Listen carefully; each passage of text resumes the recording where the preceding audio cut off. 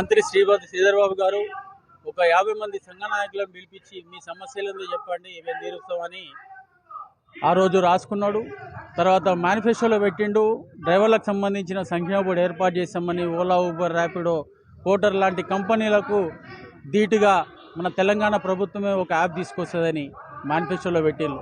ఇవాళ గడిచిన 2 సంవత్సరాల నుంచి కూడా మరి సీఎం రేవంత్ రెడ్డి గారు కానీ, ఇటు పొన్నం ప్రభాకర్ గారు కానీ, మంత్రి వివేక్ గారు కానీ ఈ డ్రైవర్ల కష్టాల మీద మాట్లాడిన సందర్భాలు కనబడట్లేదు. విషయం ఏంటంటే మరి ఈ సమస్య డ్రైవర్లకు సంక్షేమ బోర్డు ఏర్పాటు చేయాలి. వాళ్ళ రోడ్ల మీద అనేక మంది దూర ప్రాంతాలకు వెళ్ళినప్పుడు అంగవైకల్యం పొందుతున్నారు, మరణాల పాలవుతున్నారు, వారి కుటుంబాలు రోడ్డు మీద పడుతున్నాయి.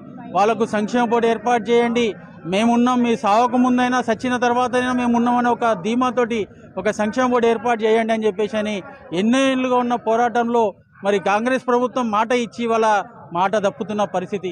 ఇవాళ అసెంబ్లీ సమావేశాలలో పొద్దున్న లేవగానే ఏదో కుంభకోణాల గురించి మాట్లాడుతున్నారు తప్ప ఇటు ప్రతిపక్షాలు కానీ పాలకపక్షాలు కానీ డ్రైవర్లకు సంక్షేమ బోర్డు ఏర్పాటు చేయాలి, డ్రైవర్ కార్మికుల గురించి కానీ ఇంకేతర కార్మికుల గురించి కానీ మాట్లాడాలనే ఇంగిత జ్ఞానం లేని పరిస్థితి.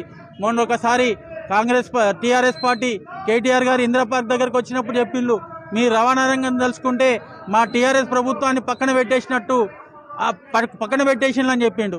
అదే తరహాలో మరి ఇవాళ మీ చేతిలో అధికారం ఉంది కదా అని చెప్పేసి అని, పోలీసు అధికారులు ఉన్నారు కదా అని చెప్పేసి అని జిల్లాల వారీగా ఇచ్చిన పిలుపును, రాష్ట్ర వ్యాప్తంగా ఇచ్చిన పిలుపును నిర్బంధించే రూపంలో కార్మికులను, నాయకులను ఇళ్లల్లో, పోలీస్ స్టేషన్లో నిర్బంధించిండ్రు.